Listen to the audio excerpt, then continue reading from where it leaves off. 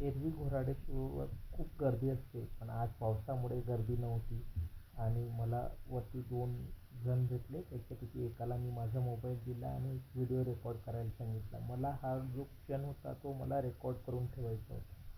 कारण की जे वातावरण होतं ते घोराडेश्वर असं कधीच आपल्याला बघायला भेटत नाही. म्हणजे अतिशय सुंदर असं वातावरण होतं आणि त्या वातावरणाला मला ते कायमचं जपून ठेवायचं होतं.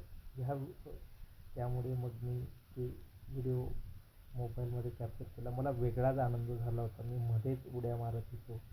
तर म्हणजे शब्दात सांगू शकत नाही असला आनंद होता. खूपच भारी एक्सपिरियन्स.